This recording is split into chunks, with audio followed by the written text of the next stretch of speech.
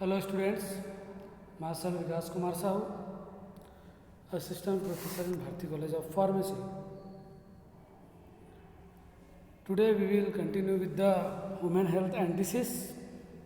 Last time हमने disease के बारे में पढ़ा था, डिसीज़ क्या होता है और जो फैक्टर अफेक्टिंग है डिसीज़ को करने वाले उसके बारे में पढ़ा था, और होस्ट, एजेंट, इन्वायरमेंट, ये तीनों जब मिलते हैं तो किस प्रकार जो डिसीज़ जो है वो क्रिएट होता है उसके बारे में पढ़ा था। आगे है उसी यूनिट को कंटिन्यू करते हुए बढ़ते हैं। आज हम देखते हैं host. The human host is supported to be the soil and the disease agent as the seed. The host factors are classified as demographic characteristics, biological characteristics, social and economic characteristics, lifestyle factors. तो जो host होता है वह इस प्रकार से होता है कि होस्ट जो है एक मिट्टी की तरह होता है। जिस प्रकार किसी मिट्टी में जब तक मिट्टी नहीं रहेगा तब तक कोई भी जो बीज है वह अंकुरण नहीं हो पाएगा एक निश्चित वातावरण में। उसी प्रकार जो है डिसीज होता है, बीमारियां होती हैं। एजेंट जो होता है वो एक बीज की तरह काम करता है। होस्ट जो होता है वह एक मृदा सोल की तरह काम करता है। जैसे ही एजेंट सोल के कांटेक्ट में आता है और इन्वायरमेंट उसके हिसाब से, डिसीज़ के हिसाब से हो जाता है, तो वह जो है वो डिसीज़ के रूप में कन्वर्ट हो जाता है। कुछ कुछ फैक्टर्स हैं, फैक्टर के आधार पे कुछ कुछ कैरेक्टर्स हैं जो कि होस्ट को प्रभावित करते हैं। मतलब अलग अलग लक्षण के कारण विभिन्न प्रकार के जो है वो डिसीज़ जो है वो अलग अलग मनुष्य में अलग अलग प्रकार का पाया जाता है। जैसे पहला है डेमोग्राफिक कैरेक्टरिस्टिक्स, जिसमें एज, सेक्स और ethnicity are the responsible for the disease and also effect the disease. मतलब जिसमें उम्र, लिंग के आधार पे विभिन्न प्रकार के जो डिसीज होते हैं उसके बारे में इसमें बताए गए हैं। जैसे कि अलग अलग एज को अलग अलग प्रकार की बीमारियां होती हैं। बच्चे से लेकर बूढ़े में अलग अलग वही प्रकार के जो मेन एक प्रकार का जो डिसीज़ है उसके जो कैरेक्टरिस्टिक्स है, लक्षण है, वो अलग अलग प्रकार का जो है पाया जाता है। और एज के हिसाब से भी अलग अलग प्रकार के जो है वो मनुष्य को डिसीज़ हो सकते हैं। जैसे कि बीपी और जो डायबिटीज़ है वो अधिकतर जो है वो बूढ़ों में देखा गया है। क्वार्सियोरकर मरसमस जो है बच्चों में देखा गया है। ऑस्टियोपोरोसिस आफ्टर द 14 ईयर्स देखा गया है। तो इस तरीके से अलग अलग एज में अलग अलग प्रकार के जो है डिसीज देखा गया है। दूसरा है सेक्स या फिर लिंग। लिंग के द्वारा अलग अलग जिससे लिंग पाया जाता है, मेल फीमेल, तो उसमें अलग अलग प्रकार के जो डिसीज होते हैं वो आइडेंटिफाइड रहते हैं अलग अलग। उसके बाद हम देखते हैं biological characteristic such as genetic factors, blood groups, enzyme, immunological factors. अब बायोलॉजिकल कैरेक्टरिस्टिक में यह देखा गया है कि जो भी genetic factor is also responsible for the disease in different human beings.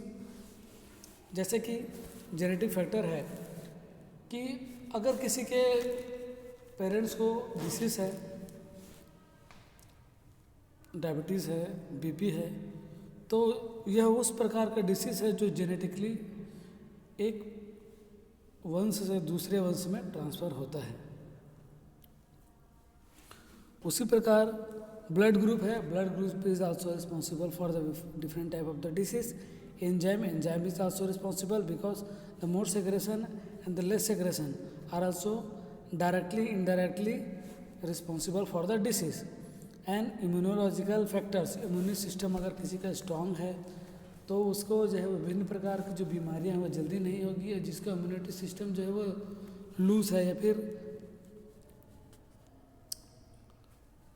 कम है तो जो इम्यूनिटी सिस्टम जो है वो वीक होने के कारण जो है वो भी उसको विभिन्न प्रकार की छोटी छोटी बीमारियां भी उसको हो सकती है।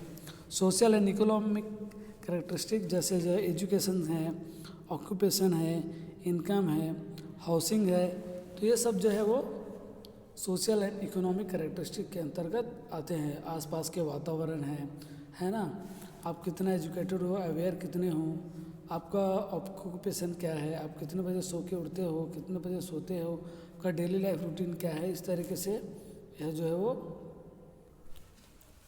देखा गया है। Life style factors is also responsible for the disease. Factors such as nutrition, exercise, use of alcohol, drug abuse and smoking. तो जो लाइफ स्टाइल जो है वो मनुष्य के हेल्थ को प्रभावित करता है और विभिन्न प्रकार की जो बीमारियां हैं वह जो है वो मनुष्य के शरीर में होता है। जैसे न्यूट्रिशन की कमी से होने वाले डिसीज है, न्यूट्रिशन से अधिकता से होने वाले भी डिसीज है। एक्सरसाइज, अगर आप एक्सरसाइज प्रॉपर करते हैं तो आपको विभिन्न प्रकार की बीमारियां कम होगी। अल्कोहल अगर लेते हैं आप तो विभिन्न प्रकार की बीमारी हो सकती हैं। ड्रग एब्यूज़, जो अगर ड्रग एडिक्ट हो चुके हैं या फिर स्मोकिंग करते हैं, सिगरेट, बीड़ी, तंबाकू अगर लेते हैं तो उनको भी विभिन्न प्रकार की जैसे लंग्स कैंसर है और ब्रेन हेमरेज है, हार्ट अटैक है, high BP, this disease are the lead to the death. उसके बाद हम देखते हैं इन्वायरमेंट में किस तरीके से जो है वो इफ़ेक्ट करता है। Particularly the environment in which man lives in important factor in the causation of the disease. Environmental is classified as, जो environment होते हैं वह जब मुख्य भूमिका निभाते हैं किसी भी मनुष्य को डिसीज होने के लिए। यह जो environment है यह निम्न प्रकार से पाए जाते हैं। फिजिकल इन्वायरमेंट वह इन्वायरमेंट होता है जिसमें is refer to the non living things, physical factor such as air, water, light, noise, radiation. तो फिजिकल इन्वायरमेंट उसको कहा गया है जिसके अंतर्गत नॉन लिविंग थिंग्स आते हैं, जैसे हवा है, पानी है, रोशनी है ना, रेडिएशंस हैं, किरणें हैं, सूर्य के प्रकाश की किरणें हैं, एटीसी और विभिन्न प्रकार की। Alteration of the physical environment has supported problem such as air,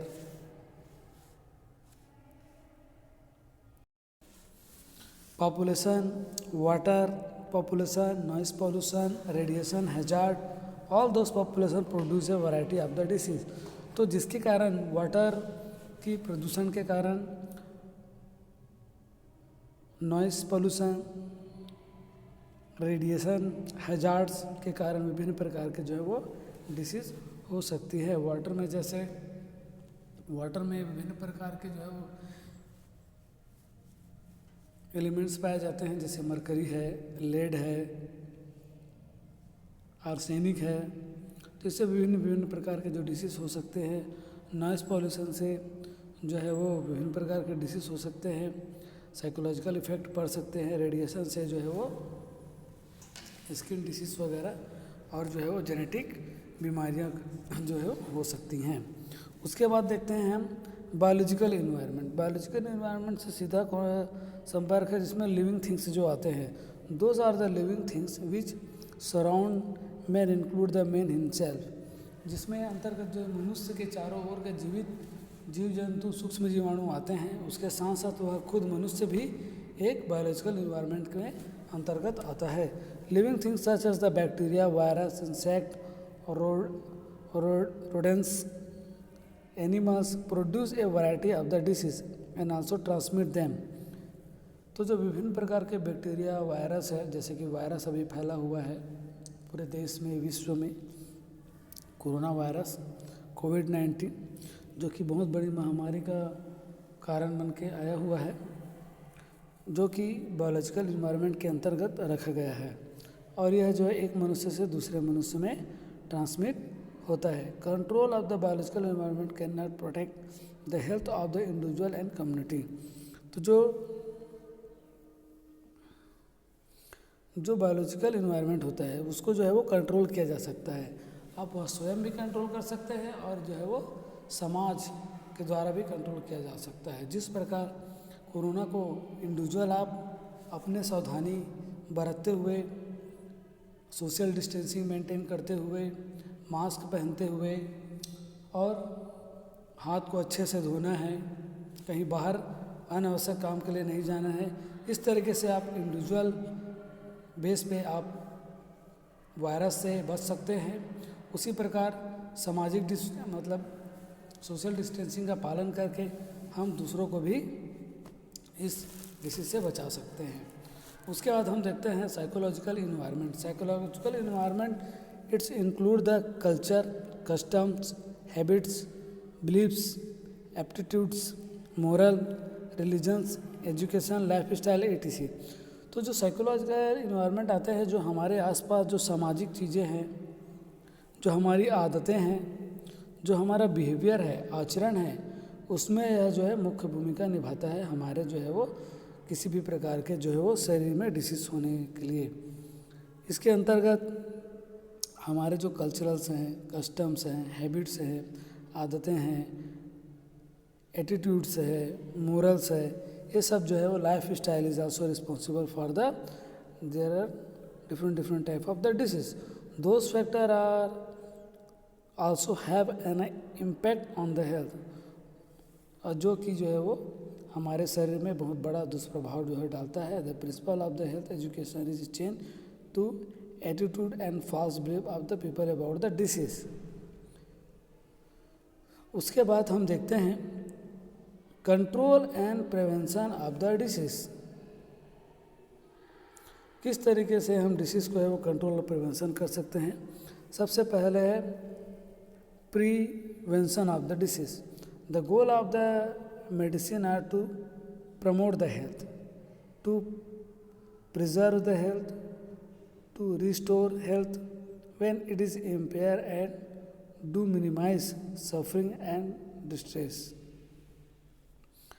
तो जो प्रिवेंशन करना रहता है कोई भी पर्टिकुलरली डिसीज़ का, उसमें पहला मुख्य उद्देश्य रहता है प्रिवेंशन ऑफ द डिसीज़ का कि वो हेल्थ को प्रमोट करता है, मतलब हमारा जो शरीर है वो स्वस्थ रहे, उस बात पे वह खास ध्यान देता है।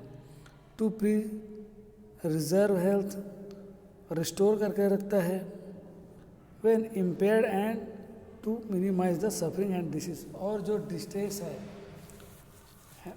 उसको, और जो सफ़र कर रहे हैं उसको जो है वो कम करता है। Prevention of the disease include all those 3 goals, और जो प्रिवेंशन करता है डिसीज़ का यह जो है रखते हैं।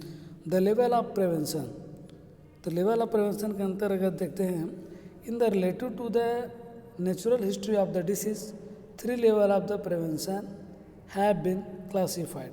First of all primary prevention, second is secondary prevention, third is tertiary prevention. The primary prevention is include, it is the action taken prior to the onset of disease. Those intervention is taken at the pre-pathogenesis phase of the disease. जो primary prevention होता है, it is action taken the prior on the onset of the disease, और जो pre pathogenesis stage में जो है वो हमारे जो डिसीज़ है उसको जो है वो न होने की संभावना को बढ़ाता है। The intervention are first the health promotion, specific protection, और इसके अंतर्गत हम हेल्थ प्रमोशन करते हैं और स्पेसिफिक प्रमोशन भी हम करते हैं।